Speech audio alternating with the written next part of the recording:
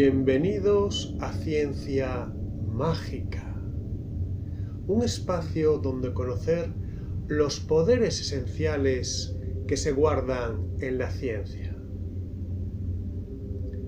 En este vídeo abordaremos un tema: ¿puede el ciudadano hacer ciencia? Y no me refiero a ser objeto de estudio como en medicina, psicología o sociología, sino ser parte activa de la ciencia. Existe una plataforma de geolocalización y clasificación de seres vivos que es de uso público, iNaturalist.org, como pueden ver aquí. En ella, cualquiera puede compartir una fotografía y ver cómo la comunidad le ayuda a clasificarla. En esta plataforma hay miles de proyectos, entre ellos uno que me señaló el divulgador. Hola Sharpe, ¿qué tal? ¿Cómo quién soy? ¿Rubén, el divulgador? Mira, estuve analizando el tema de ciencia ciudadana y he encontrado un proyecto súper interesante con musgos. Sí, musgos, sí, esa cosa verde, plantas no vasculares. Tengo una entrevista con el responsable. ¿Qué? Ah, que ya lo sabías. Jolín, vaya tío. Bueno, pues te paso lo que tengo y tú verás lo que haces, ¿vale? Hasta luego.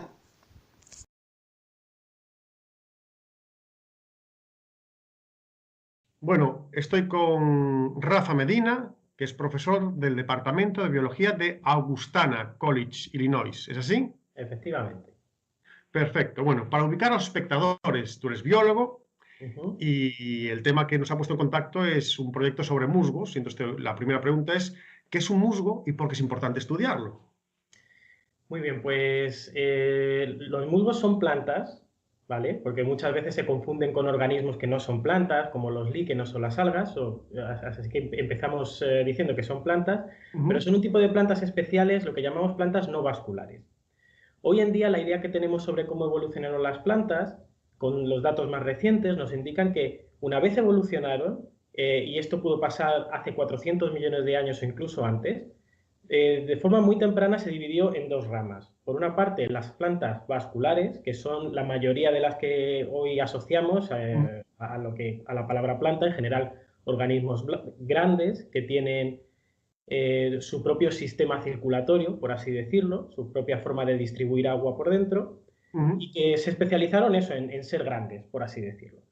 Pero la otra rama fueron lo que hoy llamamos las plantas no vasculares, hay varios tipos, y estas se especializaron en permanecer un poco pequeñas, pero tener ciertos superpoderes, por así decirlo. En particular, sobrevivir a situaciones bastante duras. Uno de estos linajes de plantas no vasculares son los musgos. En general, yo creo que bueno, todos estamos más o menos familiarizados con ellos. Son plantas pequeñas que viven normalmente en zonas así húmedas y tal, ¿no? O sea que es un grupo de plantas no vasculares. Mucha gente dice musgo así en general y en singular, pero hay 13.000 especies por ahí, cada una de su padre y de su madre, cada una con sus propias características. Y bueno, me preguntas también por qué hay que estudiarlos, ¿no? Sí, ¿qué es lo que nos cuentan los musgos? Hay varias respuestas para eso, dependiendo de cómo de práctico seas, ¿no? Por ejemplo, si eres una persona muy pragmática, pues te puedo decir que los musgos se utilizan en biotecnología a día de hoy para producir ciertas sustancias. Son muy útiles como bioindicadores. Por ejemplo, si quieres medir la cantidad de ciertos contaminantes en un área, pues para eso se pueden utilizar. Si hay presencia de musgos o no hay presencia de musgos, ya sabemos ahí. Sí, y además, si puedes medir la cantidad de metales pesados presentes en los tejidos, pues te sirve un poco también para indicar un poco qué hay en la atmósfera, ¿no? Son un poco como esponjas, van a absorber bastante los contaminantes o otras sustancias que haya.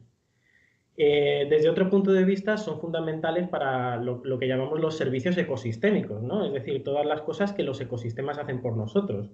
Por ejemplo, muchos musgos acumulan un montón de carbono, sobre todo en latitudes muy altas, y ayudan a mitigar o a controlar un poco la cantidad de carbono que hay en la atmósfera.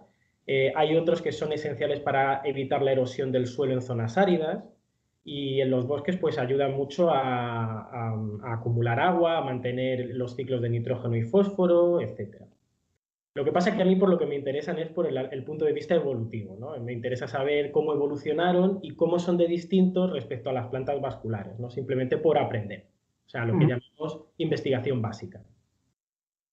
Bien, o sea, el querer saber, o sea, ver que hay algo, intentar comprender por qué ha sido así, en este caso cómo ha sido la evolución o la adaptación, mejor dicho, y de ahí entender pues cómo ha sido pues la historia natural del planeta, ¿no? Efectivamente. O sea, a mí eso es lo que más me llama. Lo que pasa es que cuando la Ujú. gente me pregunta esto, pues también incluyo, no es solamente el afán de conocimiento, pues también es muy importante conocerlos por todo esto que he dicho de servicios ecosistémicos e incluso aplicaciones que podamos usar en biotecnología. O sea que, Claro, y haciendo ciencia básica, aunque busquemos sencillamente el motivo último de las cosas, siempre, de ahí viene la palabra básica, ¿no? Que genera base para el resto de desarrollos que a lo mejor queremos ser más utilitaristas y sacarle un producto final. efectivamente. Así que estés donde estés en este espectro, los musgos son importantes. Pues, ¿no? Que me has dicho que tienen como unos superpoderes, y entonces ahí vienen las preguntas de ¿cuánto puede vivir un musgo? Y en condiciones de sequía, ¿cuánto puede llegar a aguantar? Y como último término del musgo, si a lo mejor no aguanta el musgo, si las esporas pueden aguantar más tiempo todavía. Ujú. Pues como te he dicho que hay 13.000 especies y que cada una es de su padre y de su madre, la respuesta es muy variable también. Hay Ajá. algunos musgos que completan su ciclo de vida en unas semanas. Llegan a un sitio, hacen ahí sus cosillas y ya no Ujú. los ves. En unas semanas después no los ves. Luego hay veces que estás paseando por el bosque y ves una colonia de musgo bastante grande de otro tipo de especie y hay formas para ver lo vieja que es, por así decirlo, y puede tener varias décadas de antigüedad, la misma colonia. O sea que es bastante variable. Lo que pasa que por lo que son más conocidos es por el superpoder este que te decía al principio, ¿no? Muchos musgos, cuando hay sequía, pues son capaces de perder todo el agua de sus tejidos, entonces están pues, literalmente como muertos, en el sentido de Ujú. que no hay ninguna actividad metabólica dentro, y sin embargo, cuando las condiciones favorables vuelven, pues vuelven a estar metabólicamente activos. Así que es como si los conceptos de vida o muerte se aplicaran de una forma un poco distinta. Por supuesto, tengo que citar también un Sí. ejemplo de un caso que se publicó hace unos años en una zona del Ártico en el que se estaban retirando los hielos y dejó al descubierto colonias de musgos que llevaban ahí miles de años y volvieron a la vida después de esos miles de años. Quizás sea el ejemplo más extremo, ¿no? de la supervivencia, de la capacidad de supervivencia que tienen. Y bueno, por último, has mencionado lo de las esporas pues también son muy resistentes dependiendo del tipo de musgo y esas cosas, pero en algunos especímenes que se han preservado en herbarios, pues también se ha conseguido resucitar, por así decirlo, esporas que Ujú. llevan décadas conservadas. Los musgos en lo que fue el árbol o el arbusto de la vida, ¿fue una clave para la conquista de la tierra y son muy antiguos o es algo más moderno? Esa es una pregunta muy interesante porque mucha gente te dice que los musgos y otras plantas no vasculares, como las hepáticas, son como plantas muy antiguas, como muy Ujú. primitivas. Pero realmente no lo sabemos. O sea, es cierto que entroncan con el origen con el origen de las plantas, pero hay muy pocos fósiles de aquellas fechas. O sea, no sabemos realmente cómo eran esas plantas. Ajá. Es muy posible que los musgos como linaje sí que sean muy antiguos, de la misma forma que las plantas vasculares son muy antiguas. Pero eso no quiere decir que cuando tú ves, por ejemplo, hoy una rosa, que hubiese rosas hace mucho tiempo. O sea, el linaje de Claro. las plantas vasculares es antiguo, pero muchas plantas han evolucionado muy recientemente, los linajes que tú ves ahora. Con los Ujú. musgos, aunque tienen esta fama de ser plantas como muy primitivas y tal, se está viendo cada vez más que a lo mejor el linaje de los musgos es en sí muy antiguo, pero la biodiversidad que tú ves hoy es Claro, reciente porque actual. están constantemente evolucionando y quizá los musgos que había en el Pérmico pues no tienen nada que ver con lo que vemos hoy. Vale, o sea, que es una extinción anterior en el tiempo, pero no necesariamente que podamos decir, pues bueno, como creo que es el celacanto, ¿no? Este pez que es muy primitivo, pero él se ha mantenido, pero el musgo pues pudo tener muchas evoluciones. El problema es que, claro, cuando vemos musgo, nuestra percepción es bastante superficial, ¿no? Ves una cosa así verde y tal y no entras en detalle, pero a lo mejor esas especies son muy recientes porque son linajes que evolucionan mucho, pero sí que podemos decir que, bueno, que plantas no vasculares efectivamente lleva habiendo desde hace muchísimos millones de años. Algunas especies que su ciclo es de una semana. Si tu ciclo es de una semana, son muchas oportunidades de tener fallos en las copias, mutaciones. La cuestión es que efectivamente son organismos muy dinámicos, ¿no? A Ujú. pesar de ser simples, son dinámicos y evolucionan a formas nuevas, ¿no? Muchas veces pensamos que lo simple es primitivo y es antiguo y es estático, y en el caso de los musgos, desde luego, no es así.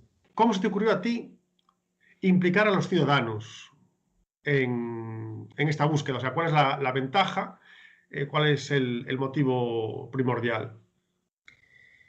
Bueno, en este momento yo soy uno de los investigadores principales de un proyecto que está financiado por la Fundación de la Ciencia Nacional de Estados Unidos, para usar un grupo de musgos en concreto como organismo modelo para aprender sobre algunas de las grandes preguntas que quedan todavía sin responder sobre la evolución vegetal, ¿no? O sea, hay preguntas por ahí que tenemos que responder y nosotros decidimos, vamos a intentar responderlas usando este musgo en particular. Para ello necesitamos o sea, si se puede, cientos de muestras de este musgo, de Norteamérica y de Europa. Nuestros recursos son limitados, claro, nosotros no podemos recorrernos 2 continentes para buscar esta especie, y entonces pensamos, bueno, sería ideal si la gente nos pudiera ayudar. Y contamos con ayuda de profesionales, pero a la vez yo, en mi experiencia durante estos años dedicándome a los musgos, que es una cosa un poquito rara, incluso cuando eres botánico, pues yo hablo con gente que es aficionada a la naturaleza y que quiere aprender más sobre los musgos, pero no encuentra pues recursos o lo que sea. Y entonces nos pareció que esta era una ocasión ideal para estimular que la gente se agachara un poco y mirara con un poco de detalle estas plantas, y que además sirviera para algo, ¿no? Porque si nos puedes encontrar este musgo, la gente que está interesada, pues tenemos cientos de ojos, ¿no? En 2 continentes, listos para encontrarlo para nosotros y contribuir al proyecto. Perfecto, claro. Entiendo que este es el primer año que el proyecto está en marcha y que la idea es que siga adelante, pues, para tener cada vez más variabilidad, o sea, tener más muestras para poder estudiar y comparar, porque no es lo mismo estudiar 20 musgos que estudiar 200 o 2000. Efectivamente, necesitamos cuanto más, o sea, no solamente un número alto de muestras, pues efectivamente en el orden de cientos de ellas, idealmente, ¿no? Pero que estén distribuidas lo más extensamente posible, ¿no? No nos vale encontrar todas las muestras aquí al lado de mi casa, por así decirlo, ¿no? Necesitamos, pues, cuanto más extensas sean, mejor. ¿Qué analizas en las muestras que te envían los ciudadanos? Porque por lo que estuve leyendo, a ti los ciudadanos te pueden enviar, pues, las muestras que encuentren de las esporas. Además, que en la página web tenéis un PDF en el que dice en qué momento hay que recoger las esporas para que estén en lo óptimo, porque supongo que unas usarás para investigar y otras para hacer, pues, plantarlas y sacar de ellas, pues, una muestra ya propia. Sí, o sea, lo has dicho perfectamente. Además de encontrar el musgo propiamente dicho, que es un desafío, ¿no? Porque son plantas muy pequeñas, necesitamos que las muestras se recolecten en un momento concreto para que las esporas sean viables. Entonces, tal y como lo tenemos montado, estas muestras se envían a nuestro laboratorio central en la Universidad de Connecticut, y desde allí pues se empieza su cultivo y luego se distribuyen. El análisis del genoma se hace en una universidad en Texas, y hay otra parte de experimentos que me llegan a mí, los cultivos, y los hacemos nosotros. Entonces yo, por ejemplo, para no alargarnos mucho, te puedo contar lo que vamos a hacer nosotros, ¿no? Una vez nosotros recibimos los cultivos hechos con vuestras muestras, con las muestras que habéis encontrado, hacemos sobre todo morfometría, es decir, estudiamos determinadas células y determinadas estructuras, cómo de grandes son, y comparamos eso con el tamaño de su genoma. Porque de lo que va esta investigación realmente es de interpretar el papel que tiene la duplicación del genoma en la evolución de las plantas, que es un asunto que se sabe que es importante, pero que los detalles faltan todavía por conocer. Entonces, esa es la primera de nuestras tareas, ¿no? O sea, comparar, ver si hay correlaciones entre el número de cromosomas y el tamaño, por ejemplo, de los estomas. Entonces, a ver si estoy entendiendo. Bueno, a mayor número de cromosomas, la especie desarrolla órganos más grandes, es de mayor tamaño. Posiblemente. Esto es lo que se llama poliploidía, ¿no? En plantas, nosotros como humanos tenemos 46 cromosomas en nuestras células, ¿no? Sí. Si por cualquier accidente genético ese número se doblara, pues eso sería inviable totalmente. Sin embargo, este tipo de duplicaciones de genoma en las plantas ocurre constantemente. El genoma se duplica, se reduce. Es muy, muy activo. Y A nosotros, que somos animales, esto no lo entendemos muy bien, pero en las plantas esto pasa mucho. Esto tiene una serie de consecuencias y se ha visto en muchos casos que esto cambia el tamaño de ciertos órganos. Pero se sospecha además que si esta duplicación es antigua, por ejemplo, este tamaño empieza luego a decaer, no se sabe muy bien si esto es automático, si pasa siempre o si hay excepciones, entonces, bueno, pues este es el caso de estudio. Además de eso, nosotros en el laboratorio vamos a producir linajes con estos cultivos con un número anormal de cromosomas y vamos a ver si esas reglas que ocurren en la naturaleza de cambio de tamaño, en el laboratorio también ocurren. Y por último, vamos a intentar hacer distintos tipos de cruces entre estos linajes con distintos números de cromosomas. Entonces, por un lado, lo que vais a forzar es a la mutación genética. O sea, tenéis ya todo lo que os enviaremos los ciudadanos para estudiar y luego mayores aceleráis los procesos de mutaciones a ver si se cumple esa regla que a medida que se va haciendo más complejo, o mayor número de cromosomas, pues sí, algunos orgánulos son mayores.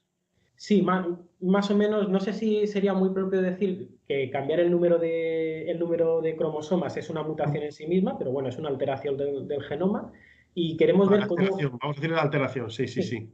Y queremos ver cuáles son las consecuencias a corto plazo y a largo plazo. O sea, comparar duplicaciones que tuvieron lugar en la naturaleza hace quizá pues cientos, miles de años, comparado con duplicaciones que tú puedas generar en el laboratorio. Y ver cuáles son los efectos inmediatos, ¿no? En concreto nos interesa saber cómo de viables son las poblaciones a las que se les duplica el genoma y estudiar su capacidad de cruzamiento, porque como seguro que sabes, una de las formas con la que definimos las especies es sabiendo si la descendencia puede cruzarse produciendo pues eso, descendencia fértil o no. Es solamente una de las dimensiones como definimos las especies, ¿no? Pero bueno, como nosotros estamos aproximándonos a este complejo de especies de una forma un poco multidimensional, pues tenemos que comprobar esas cualidades, ¿no? Entonces, por eso lo vamos a hacer. En Texas, por ejemplo, se dedicarán más a ver el análisis del genoma, ¿no? A ver las mutaciones que se han producido en este caso y otro tipo de cosas, ¿no? O sea, en total, pues es una aproximación un poco desde distintas perspectivas. ¿Qué analizas? ¿Ya os han llegado algunas muestras o es muy pronto todavía? No, sí, han llegado de Estados Unidos. Como he dicho antes, estamos deseando tener muestras de Europa. Si nos haces el favor eso de compartir el documento este en el que explicamos un poco lo que hay que hacer y tal, pues te estaremos súper agradecidos. De momento nos han llegado, pues, no sé, quizá entre 12 y 20 muestras de estados del sur de Estados Unidos, que es donde está ahora mismo como empezando la primavera, ¿no? Nos han llegado de Texas, de Luisiana, de Mississippi, de Carolina del Sur, y ya las están empezando a cultivar en el laboratorio central y también nos han empezado a llegar algunas muestras a Illinois. Y nada, pues estamos muy contentos. Yo tengo 2 estudiantes que están trabajando conmigo, que están aprendiendo las técnicas de cultivo y nada, pues deseando de recibir más. Actualmente es muy sencillo analizar el ADN de los seres vivos. ¿Y esto ha cambiado la forma de trabajar en taxonomía? Sí, totalmente, totalmente. O sea, el uso que se hace de ADN para la taxonomía, o sea, para saber cómo clasificamos a los seres vivos, se basa en la premisa de la biología evolutiva de que todos descendemos de un ancestro común, ¿no? Y que 2 especies cualquiera cogidas al azar, si tú das para atrás en el árbol o el arbusto de la vida, como prefieras llamarlo, vas a llegar a un ancestro común. De forma que si eliges la misma secuencia, la secuencia homóloga de ADN, por ejemplo, del gen del citocromo B o de la proteína que te dé la gana, y vas hacia atrás, la secuencia será tanto más diferente como más antiguo sea ese ancestro común. Es decir, si nuestro ancestro común con el chimpancé es relativamente reciente, nuestra secuencia de aminoácidos o de ADN de la proteína del ancestro común va a ser muy parecida. Sin embargo, si comparamos la secuencia del citocromo o de cualquier proteína del ser humano y de una gallina, pues como el ancestro común es más antiguo, esas 2 secuencias van a ser más antiguas. Pues con esta premisa tan simple se ha avanzado muchísimo en la forma de hacer taxonomía. Y bueno, ahora es casi impensable, ¿no?, hacer taxonomía sin eso. Pero también tengo que decir que esto no quiere decir que toda la taxonomía que se hubiese hecho antes del ADN fuera incorrecta. De hecho, desde mi punto de vista, El ADN lo que ha hecho ha sido, sobre todo, verificar el trabajo que hicieron los taxónomos con anterioridad y en ciertas ocasiones matizarlo y sí, muchas veces revolucionarlo por completo. Eso también es verdad. A veces ha cambiado radicalmente nuestra forma de entender la evolución y la clasificación de los seres vivos. Y además esto, a ver, es ya relativamente antiguo, ¿no? Pero la revolución que está teniendo lugar ahora, hace por ejemplo 20 años, esta taxonomía con ADN se hacía a lo mejor con un gen, con dos genes, pero ahora secuenciar el ADN se está volviendo tan barato y hay herramientas tan poderosas que estamos ya llegando al punto en el que incluso de organismos que no son económicamente muy relevantes, como los musgos, se pueden empezar ya a secuenciar genomas completos y a comparar genomas completos. Esto es poderosísimo. Y vivimos momentos muy emocionantes por eso, ¿no? Porque se está poniendo a nuestro alcance una herramienta increíble, ¿no? Bueno, ahora vamos a ir un poquito más al plano personal, que son dos preguntitas. Una es por qué te has hecho científico y otra, ¿qué es lo que más te gusta de tu trabajo? Mm, yo qué sé, o sea, no sé, siempre me gustó la ciencia, ¿no? Siempre me interesó, no sé qué Ujú. razones ocultas hay detrás, yo imagino que todos somos un poco científicos, ¿no? Que todos tenemos nuestra curiosidad y tal, y la verdad es que para mí fue un camino muy natural desde el punto de vista de la vocación, ¿no? Luego la vida te lleva por muchos caminos que a lo mejor no te esperas, pero la idea de querer ser científico y biólogo en concreto, pues yo qué sé, es que casi que no puedo acordarme de un momento en el que tuviese un poco uso de razón, en el que no lo tuviera ya un poco ahí dentro, ¿no? Pero digamos que la curiosidad y las ganas de saber, ¿no? Y luego, no sé, hay gente eso que prefiere más la respuesta aplicada, ¿no? O sea, ¿esto para qué sirve? Pero yo qué sé, pues a mí me gustó simplemente las respuestas de la ciencia básica casi me emocionan más, ¿no? Que otra gente se dedica luego a buscar aplicaciones. Y de tu trabajo, que ya veo que es el musgo lo que más te emociona, ¿qué es lo que más te gusta de lo que haces en él?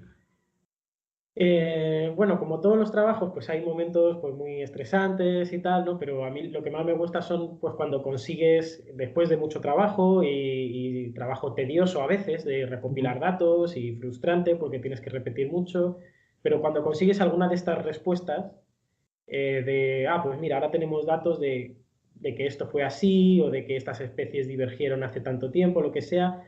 Hay un momento muy breve, porque como científico estás obligado a compartir tus descubrimientos inmediatamente, ¿no? A publicarlos, pero hay un Ujú. momento muy breve en el que tú y tu equipo sois las únicas personas del mundo que conocéis la respuesta a algo, ¿no? Y, pues, lo piensas y yo qué sé, eso está muy bien.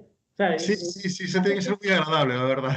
Sí, sí. Es el momento de los brindis en el departamento, supongo. Sí, son escasos, pero hacen que todo merezca la pena.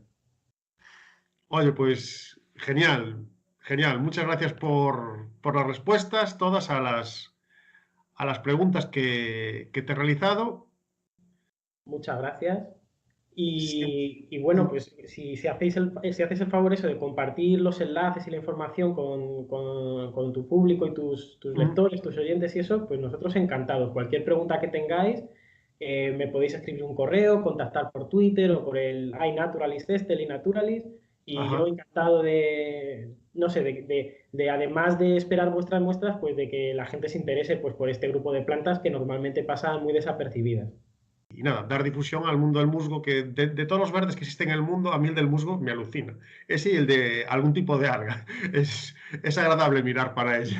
Y, oye, te tengo que decir, o sea, yo sé que te frustró que el musgo que encontraste no era Fiscomitrium, pero tienes un ojo muy bueno, ¿eh? Porque es muy cercano, o sea, es que es de la misma familia, es que es muy parecido, ¿vale? O sea, que no te frustres.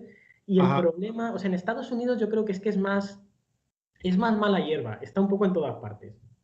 Pero yo Ujú. creo que en España tiene que ser un poco más raro, tiene que haber, pero bueno, La identificación que subí, yo creo que lo mezclé con la emoción, porque realmente se le parece un montón. Y sí, dije, es este, y si no es, puede que esté un poco deformado. O sea, yo no veía ahí la pera exacta, que tiene, es que es una sí, pera. O es sea, una pena, sí, sí, el de sí. tu objetivo es una pera directa. Pero dije, no, vamos a probar, a ver si es este. Bueno, pues toca pasar los fines de semana. Nada, ojalá lo encuentres, sobre todo porque yo qué sé, a mí me emociona ver a gente que responde, ¿no? Y que le interesa esto, porque esto tendrá interés y tal, y me Ajá. estaba gustando que sí, que hay respuesta, ¿no? Que la gente reacciona. yo creo que ha quedado bien, ¿no? O sea Yo que... creo que sí. Yo voy a dejar de grabar ahora.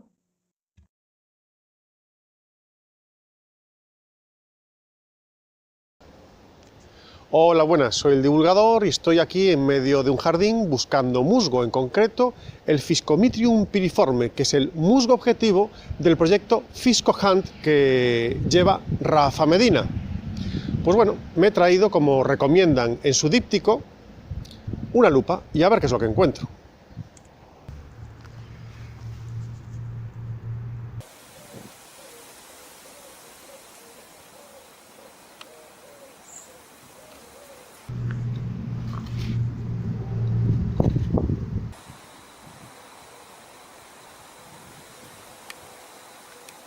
Es complicado encontrar aquí, al menos en la zona por donde yo me muevo, el Fiscomitrium piriforme, pero lo que sí puedo asegurar es que desde que estoy intentando localizarlo, hago más sentadillas que en el gimnasio.